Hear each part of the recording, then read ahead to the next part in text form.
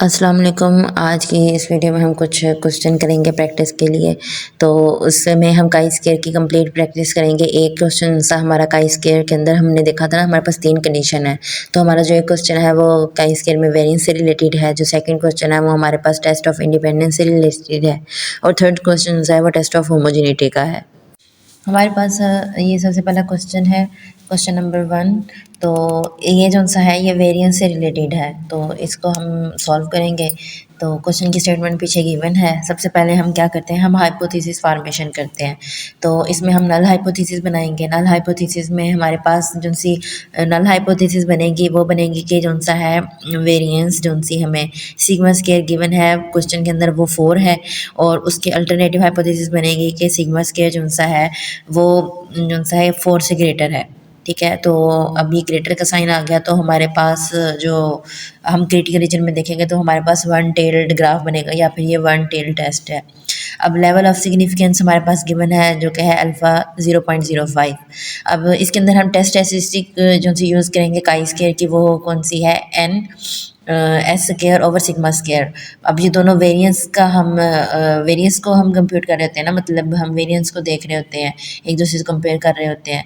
तो अब यहाँ पे एस स्क्वायर और सिग्मा स्क्वायर लगेगा। अब हम इसकी कैलकुलेशन करते हैं। अब क्वेश्चन में हमारे पास ना कई दफ़ा होता है कि हमें एस स्क्वायर जो सा है वो गिवन होता है, लेकिन यहाँ पे हमें डाटा दिया गया है 9 ऑब्जर्वेशन जो सी हैं वो हमें गिवन है। और उससे अब हम खुद जो सा है एस स्क्वायर कंप्यूट करेंगे। और एक्स स्क्वायर कंप्यूट करने का फार्मूला जो है वो हमारे पास है S square is equal to summation X square over N minus summation X whole का स्क्वायर ओवर एन। अब इसके लिए हमें क्या होगा, समेशन एक्स सेपरेटली कैलकुलेट करना पड़ेगा। हम सब जो 9 वैल्यूज़ हैं उन सबको सम करेंगे तो हमारे पास 54 आएगा आंसर। अब समेशन एक्स स्क्वायर करने के लिए हम क्या करेंगे, हर वैल्यू जो सी है हमारे पास जो सी है गिवन है उसका पहले स्क्वायर लेंगे, जो आंसर आएगा उन सबको ऐड करेंगे तो ये 2 हमारे पास आ जाएंगे, एक समेशन एक्स की वैल्यू, एक समेशन एक्स स्क्वायर की वैल्यू। अब हम फार्मूले के अंदर पुट करेंगे तो एन हमें पता है हमारे पास जो सा एन है वो 9 है। और समेशन एक्स स्क्वायर, ये समेशन एक्स स्क्वायर हमारे पास 364 है।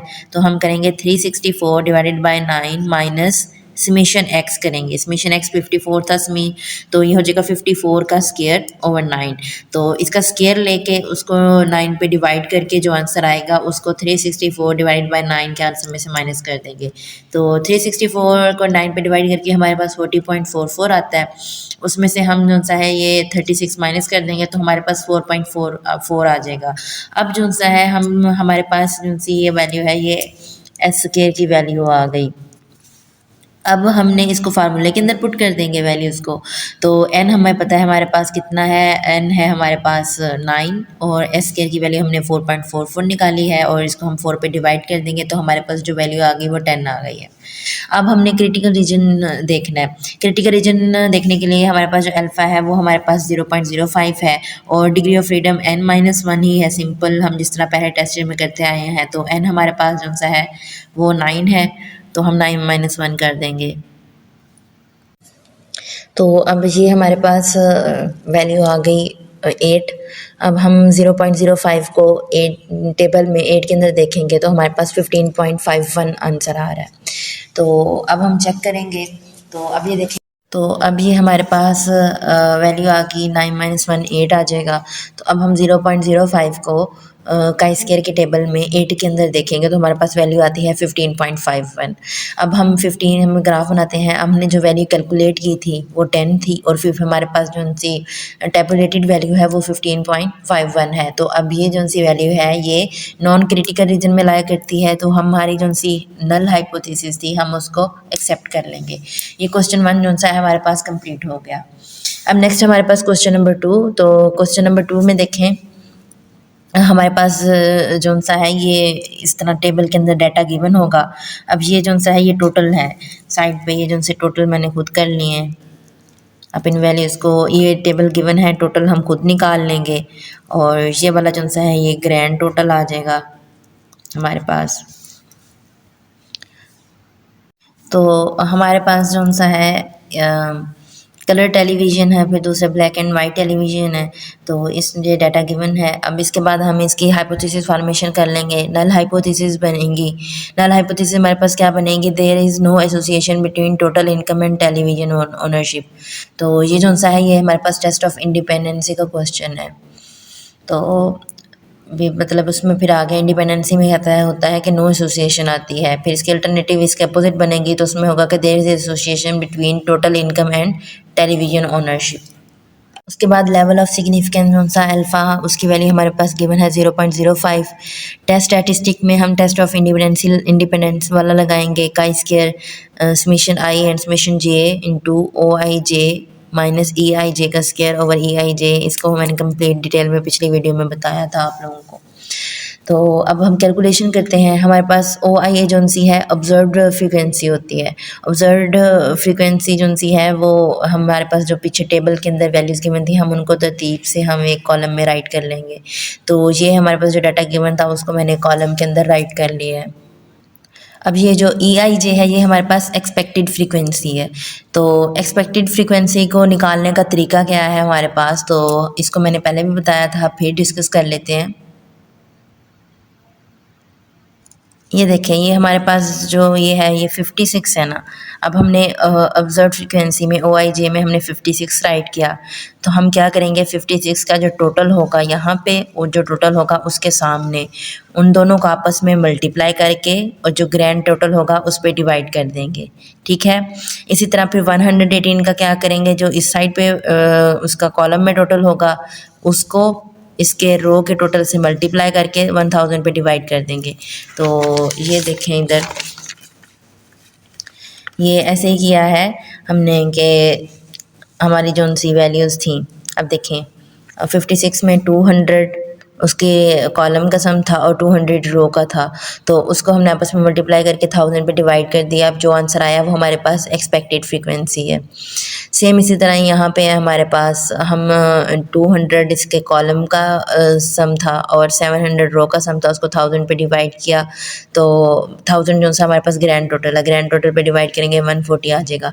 इसी तरह हम हर जितनी हमारे पास गिवन है उनकी रो के सम को और कॉलम के सम को आपस में मल्टीप्लाई करके और ग्रैंड टोटल पे हम डिवाइड करते जाएंगे, तो हमारे पास एक्सपेक्टेड फ्रीक्वेंसी आ जाएगी। अब नेक्स्ट जो सा स्टेप है उसमें हमने क्या करना है, ऑब्जर्व फ्रीक्वेंसी में से एक्सपेक्टेड फ्रीक्वेंसी माइनस करके जो आंसर आएगा उसका स्केल ले लेना है। तो ये हमारे पास ऑब्जर्व फ्रीक्वेंसी 56 है और एक्सपेक्टेड 40 है, इसको हमने माइनस करके आंसर का स्केल ले लेना है। तो ये सारी वैल्यूज़ आ जाएंगी। अब ये जो वैल्यूज़ आई हैं ना, नेक्स्ट कॉलम हम बनाएंगे, उसमें हम जो ये वैल्यूज़ आ रही हैं उसको हम एक्सपेक्टेड फ्रीक्वेंसी पे डिवाइड करते जाएंगे। हमारा फार्मूला यही है ना, ओ I J minus E I J का स्केयर ओवर ई आई जे। तो अब हम ये कर लेंगे। अब इसमें हमारे पास ओ I J minus E I J square का आंसर है 256, उसको हम ई आई जे पे डिवाइड कर देंगे। ई आई जे 40 है हमारे पास, तो 256 डिवाइडेड बाय 40, ये इस तरह सबको कर लेंगे और ये हमारे पास आंसर आ जाएगा। और फिर आखिर पे इन सब आंसर्स को हम आपस में ऐड कर लेंगे तो हमारे पास आ जाएगा काई स्केयर का आंसर, कैलकुलेटेड वैल्यू 26.6 आ जाएगी। अब हमने एक क्रिटिकल रीजन निकालना है, तो इसका हमें पता है डिग्री ऑफ फ्रीडम जो सा है वो है रो -1 एंड कॉलम -1। तो हमारे पास क्या है, रो भी 3 है, कॉलम भी 3 है, तो 3 - 1 हमारे पास आ जाएगा 2 आ जाएगा। तो 2 मल्टीप्लाई होकर 4 हो जाएगा। तो ये देखिए हमारे पास 4 आ गया। अब हम 0.05 को काई स्क्वायर के जो सा टेबल है उसके अंदर देखेंगे तो इसकी वैल्यू 9.49 आ रही है। अब देखिए हमने जो कैलकुलेट वैल्यू की वो हमारे पास 26.61 है। जो टेबुलेटेड वैल्यू है जो टेबल में देखी है वो 9.49 है। तो ये वैल्यू जो सी है ये जो सी क्रिटिकल रीजन के अंदर लाई करती है। जब क्रिटिकल रीजन के अंदर वैल्यू लाई करे तो हम अपनी हाइपोथेसिस नल हाइपोथेसिस को रिजेक्ट कर देते हैं। तो यहाँ पे फिर हम कंक्लूजन राइट करेंगे, as value lies in critical region we will reject null hypothesis and hence there is association between total income and television ownership। इसके बाद फिर हमारे पास आ जाता है क्वेश्चन नंबर 3। क्वेश्चन नंबर 3 जो सा है ये हमारा होमोजेनिटी से रिलेटेड है, टेस्ट ऑफ होमोजेनिटी है। इसके अंदर हमने होमोजेनिटी चेक करनी है। तो इसका क्वेश्चन मैंने राइट नहीं किया, वो आप देख लेंगे स्टार्ट में। तो इसमें हमारे पास नल हाइपोथेसिस बनेंगे sample from the same population are homogeneous, और अल्टरनेटिव बनेगी कि sample from the same population are heterogeneous. Level of significance हमारे पास गिवन है 0.05। अब टेस्ट स्टैटिस्टिक में इसमें इसके लिए फार्मूला है हमारे पास chi square is equal to N square over A B in bracket into summation A I square over C I minus A square over N. ठीक है, अब इसको हम देखते हैं, टेबल के अंदर हमें वैल्यूज़ गिवन हैं। अब नेक्स्ट ये हमारे पास जो सा है ये टेबल था, ये टेबल में ये वाली चीज़ इतना डाटा जो सा था हमें गिवन था, number of rows of kernel 4 दी गई थी और प्रेजेंट और एब्सेंट का डाटा दिया गया था, उसका टोटल मैंने करके राइट कर लिया। साथ ही मैंने ये कोर कॉलम बना लिया है ए आई स्क्वायर ओवर सी आई। आप चाहें तो इसको ये वाला इस चीज़ को सॉल्व करने के लिए ना, आप चाहें तो इसको यहाँ पे भी सॉल्व कर सकते हैं, मैंने इसको साथ ही सॉल्व कर दिया है। तो इसमें देखिए ना, ये वाली हमारे पास नंबर ऑफ़ रोज़ थी ना कॉलम की, तो अब हम इसमें करेंगे कि हमारे पास ए आई जो से हैं ये वाले बनेंगे, A1 A2 A3 ये वाली वैल्यूज़ होंगी। ठीक है, तो अब हम करेंगे 18 का स्क्वायर डिवाइडेड बाय ये जो टोटल है इसका 33, इस पे हम डिवाइड कर देंगे तो हमारे पास आंसर आएगा 9.82। फिर हम करेंगे 37 का स्क्वायर डिवाइडेड बाय उसका टोटल 63, तो हमारे पास ये वैल्यू आ जाएगी, मतलब कि ए आई का स्क्वायर ओवर सी आई, तो सी आई ये वाली वैल्यूज़ हैं, ए आई का स्क्वायर में ये वाली वैल्यूज़ आएंगी।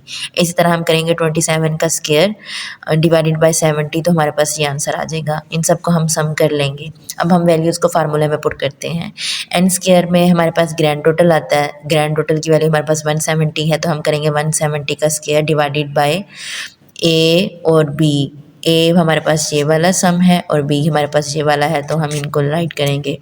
82 मल्टीप्लाई बाई 88 और summation A I square over C आई को हमने निकाल लिया है, ये है 41.96 और साथ में माइनस करेंगे ए स्क्वायर ओवर एन। ए स्क्वायर हमारे पास है ए स्क्वायर हमारे पास 82 है और एन हमारे पास 170 है। इसको सॉल्व करेंगे तो हमारे पास जो वैल्यू आ रही है वो 9.65 आ रही है, मतलब कि जो क्रिटिकल जो कैलकुलेटेड वैल्यू है काई स्क्वायर की वो 9.65 है। अब क्रिटिकल रीजन निकालते हैं। क्रिटिकल रीजन निकालने में हमारे पास है काई स्क्वायर में अल्फ़ा n-1, अल्फ़ा हमारे पास गिवन होता है 0.05, n-1 डिग्री ऑफ फ्रीडम है, तो इसमें रो और कॉलम आते हैं। तो रोज हमारे पास 4 हैं, तो 4-1 और कॉलम 2 हैं, तो साथ में 2-1 आ जाएगा, तो ये बनेगा 3। हमने 0.05 को 3 में देखना है, तो हमारे पास आंसर आ रहा है 7.82। ठीक है, अब 7.82 को अगर हम देखें तो हमारे पास जो कैलकुलेटेड वैल्यू है वो बड़ी है, 9.65 है और 7.82 छोटा है, तो ये वैल्यू जो सी है ये हमारे पास कहाँ लाई कर रही है, ये हमारे पास क्रिटिकल रीजन में लाई कर रही है। और जब वैल्यू क्रिटिकल रीजन में लाई करती है तो उसका क्या मतलब होता है कि हमारी नल हाइपोथेसिस रिजेक्ट हो जाती है। तो फिर हम कंक्लूजन राइट कर देंगे कि we will reject null hypothesis as value lies in critical region. ये हमारा क्वेश्चन कंप्लीट हो गया।